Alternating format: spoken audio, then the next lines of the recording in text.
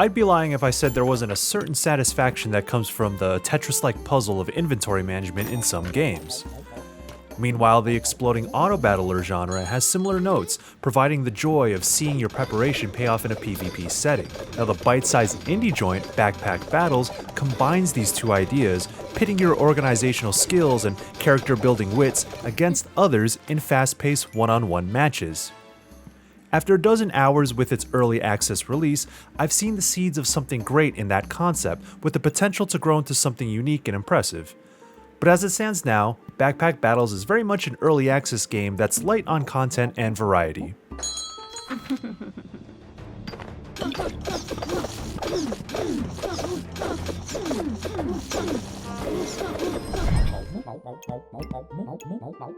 The outset of Backpack Battles is quite straightforward. You select one of the 4 currently available classes, then jump into ranked or unranked matches. The goal of each run is to win 10 battles before exhausting your 5 lives, and you can then either take your trophies, the currency you earn from playing, and leave, or go into a survival phase for an extra set of rounds for the chance to earn even more trophies and boost your class rank further. So far, this is the only mode offered, and while it is a digestible setup to let you focus on the more interesting mechanics of building your character throughout a run, it also means how you play is fairly limited.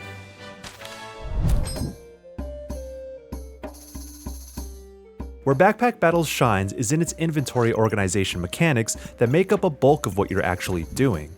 Light RPG elements blend with the self-induced puzzle of trying to fit all your best gear into the limited space of your grid-based bags.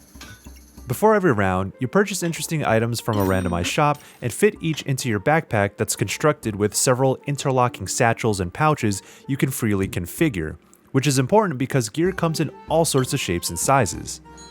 You can and must purchase backpack expansions while balancing spending on weapons, armor, food, and accessories that all contribute to you actually winning battles. But not only is cramming as much gear into your bags as possible part of the fun, several pieces also react to others based on proximity. That's how you essentially create builds for your character during a run, working out how best to stack item effects relative to each other or make them evolve into more powerful gear you can't just buy from the shopkeeper.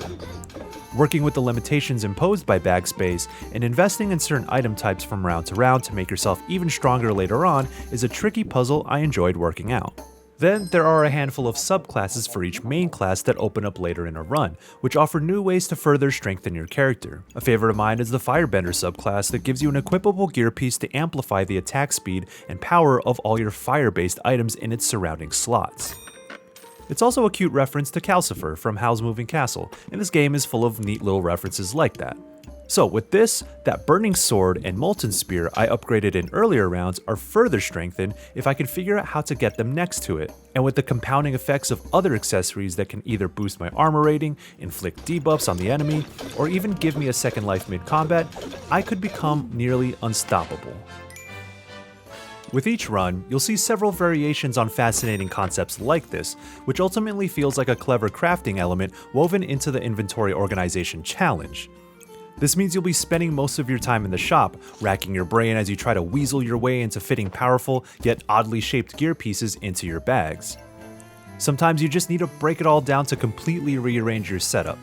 And it's a fun process that tickles a part of your brain that fires off in games like unpacking, or when you neatly fit a bunch of stuff into your closet.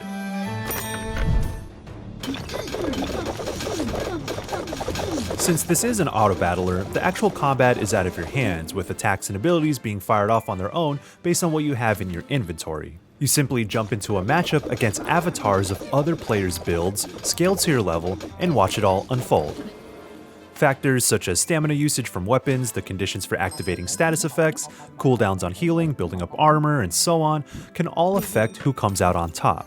The more you read the item descriptions, the more you realize how deeply their granular mechanics intertwine with each other, making this a thoughtful take on choosing gear and creating builds. That prep is important too, because it's tough to really grasp what's going on in combat since fights go by very quickly, lasting roughly 10 to 15 seconds per round, and the limited stilted animations don't really express what is actually happening.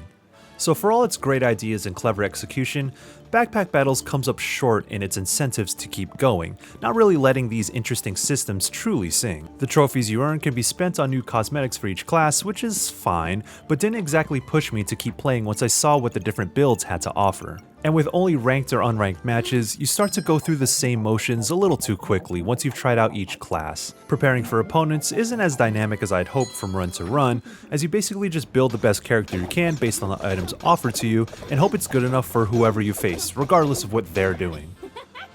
So after about 3 or 4 hours, I felt I already hit the plateau with what this early access launch offers.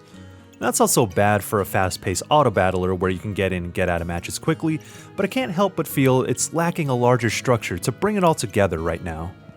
Of course, it's always hard to judge a game in early access, as hopefully more modes, classes, and other options to shake up each run will arrive in future updates. What's currently available is a great starting point, it just needs to be ushered in the right direction to reach its full potential. The public roadmap shows promise, and I've at least been convinced to keep tabs on Backpack Battles as it gets closer to its final build. But at the moment, it's probably worth waiting until a little further along before really diving in. Backpack Battles has a strong foundation, smartly mixing the satisfying puzzle of inventory organization with some clever RPG elements and auto-battler combat. The systems and ideas in place offer something refreshing, although its current barebones state leaves a lot of that potential waiting on the table. As it stands, there's a noticeable lack of content and few reasons to come back to it after you've seen everything once. What's there is enjoyable though, with plenty of room to grow, and my time with the early access build of Backpack Battles has me excited to see it do just that. For more on new games that may have flown under your radar, check out our reviews of The Thaumaturge and Expeditions, a Mudrunner game. And for everything else, stick with IGN.